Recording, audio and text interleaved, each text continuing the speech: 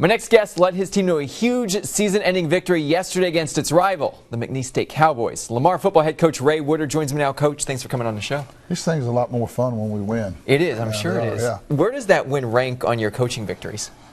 It's up towards the top. I've been very fortunate to be a part of a lot of big games, and I've had a lot of big wins. But for me personally, it being in Lake Charles, which has a lot of history and connections for me, it's right up there at the top. 27-24 victory, of course, a last-second field goal, 23 yards out, Juan Caranco. What was going through your mind before that play started and as it was developing? You know, it's strange. I had a calmness to me, and the coaches were kind of on the headsets, and boy, I had almost a Forrest Gump moment. I said, well, he's either going to make it or he's not.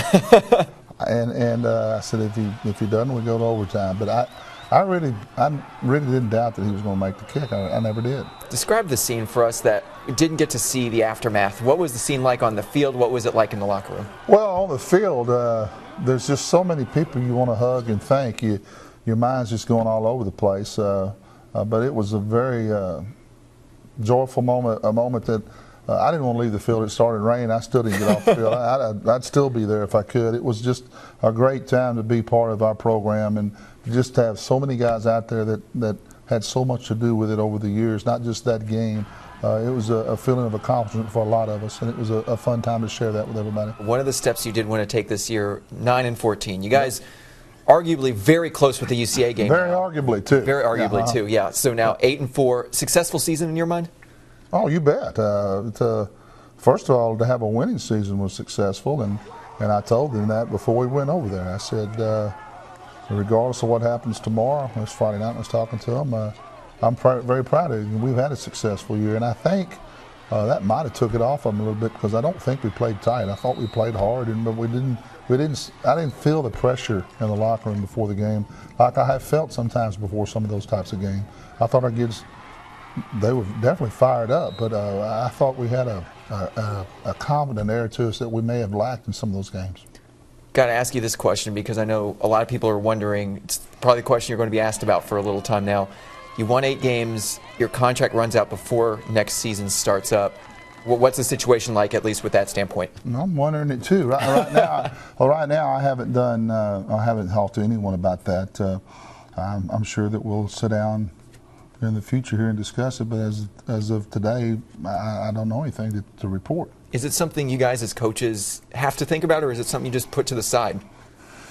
You try to do both. I mean, you try to put it to the side to coach and not let it affect your decision making, but it's there. It's part of it.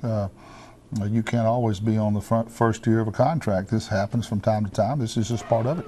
Now you lose some good seniors. Caleb Berry, one of them. Yep. How do you guys replace guys like that? Well, I don't think you can completely replace a guy's leadership and his experience, but talent you do, and it takes time, and then every year that's going to be part of it. And every year now we hope we have a talented senior class. Every year we have to replace, and we certainly have one this year we're going to have to replace. You worked with those seniors day in and day out. Yep. What were they like to coach? They were a lot of fun. This was an easy group to coach, and I Thursday night we had our senior dinner, and I told them that. I said, looking around this room, this is a lot of good guys. Y'all are good football players, but y'all are good guys, and then y'all need to stay in touch. And that group is going to go on and do a lot of good things and great things with their lives. Season's now over. What's next for you? What do you guys do for the next couple of weeks, or do you guys finally get a vacation? Well, we get a vacation until I know if I'm going to be back or not. Hopefully we'll take care of that this week. But if we have any downtime at all, it'll be this week. We'll still go watch playoff games this weekend, and next week we'll be right back recruiting. Yeah, thoughts on the playoffs? Bracket came out already. Very proud that we put 3 teams in.